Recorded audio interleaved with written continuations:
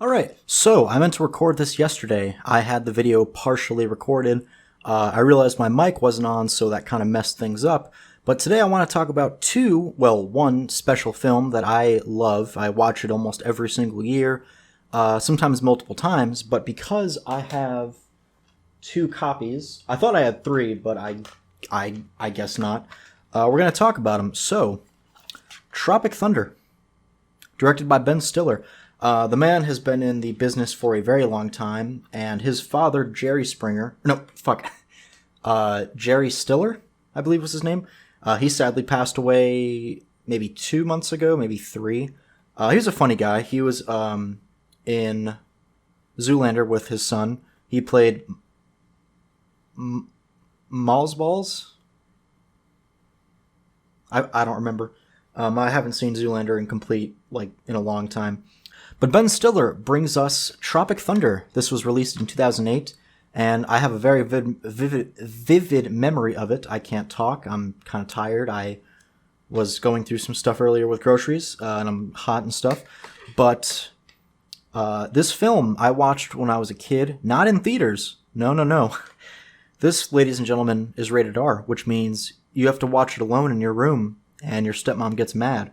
And, yeah. But it also co-stars a brilliant cast featuring such talents as Tom Cruise, who plays Les Grossman, Matthew McConaughey, who plays Rick Peck, Jack Black, who plays Jeff Portnoy, and Robert Downey Jr. as Lincoln Osiris / Kirk Lazarus / Neil Armstrong, and Danny McBride and Nick Nolte, Bill Hader, Brandon Suhu, Brandon T. Jackson. Fuck, I can't talk. Who else is in the film? Let me move this. The shadow's in the way. What if I do that? That work? Yeah, that's fine.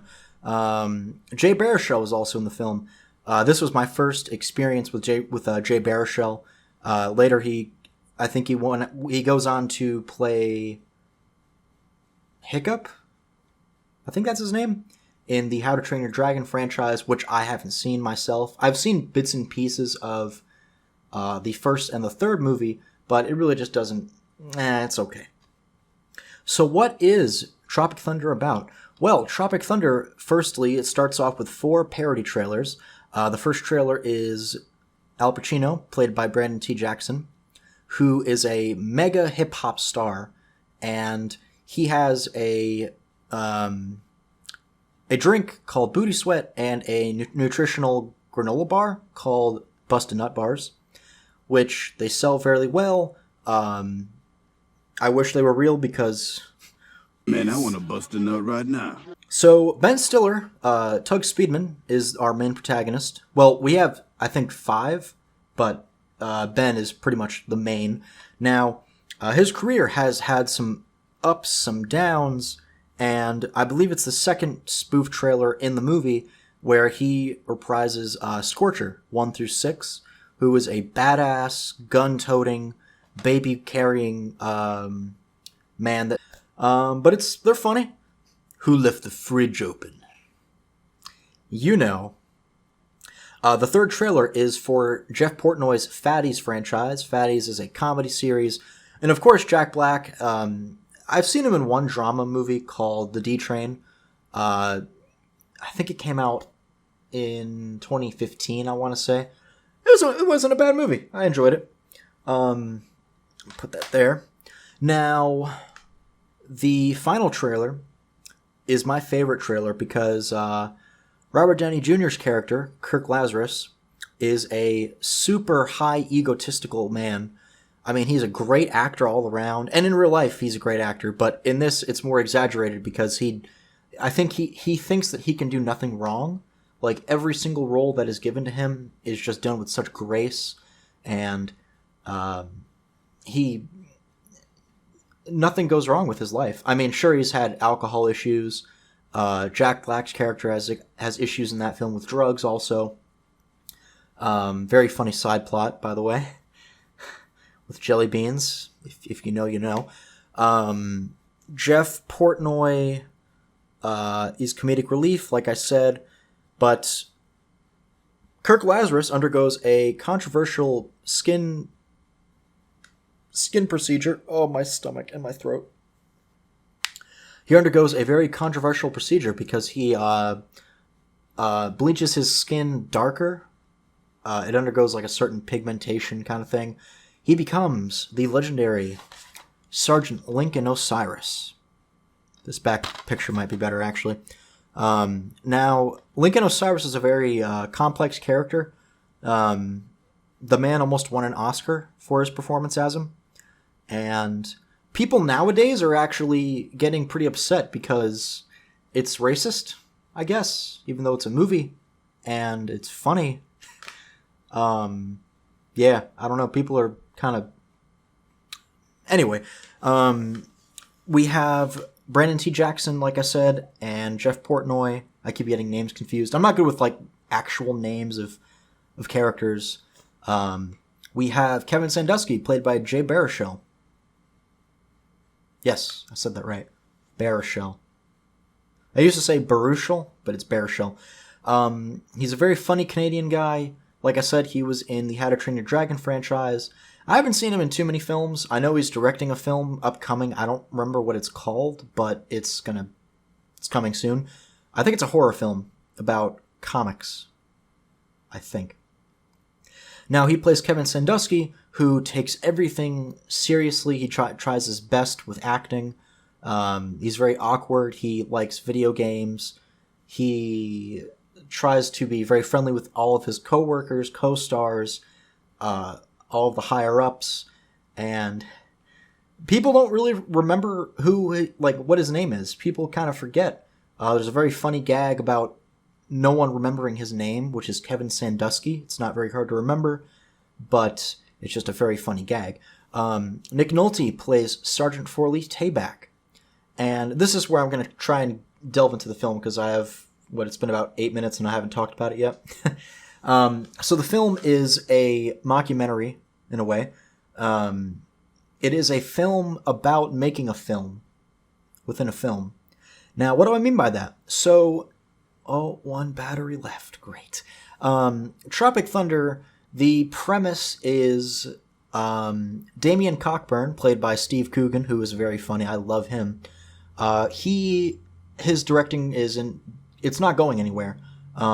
He's used the same cast before, I believe, and his young, I don't know. He is essentially the manager of Tug, I believe, or that's either Rick. I don't remember. But we have Damien, who wants to make a great movie that makes a ton of money, and they're struggling.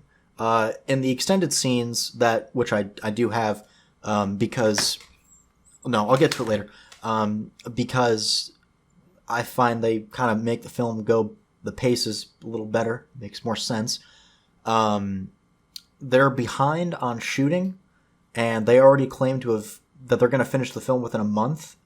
And there's a great gag where they have a huge explosion along this little area. Well, this huge area of what's supposed to be not Vietnamese, Vietnam. Yes, Vietnam. And they forgot that the lens cap was on. $4 million. $4 million essentially goes down the drain because they forgot to remove the lens cap from the camera. So it's such a funny movie. The film, you have the main cast. You have not Jake Gyllenhaal. You have Ben, Robert, Jay, Brandon, and Jack, and Steve. They all go into the not Bermuda Triangle. It's addressed in the movie. I don't remember what it is actually, but they venture to these islands, and it's supposed to be Vietnam, but it's not.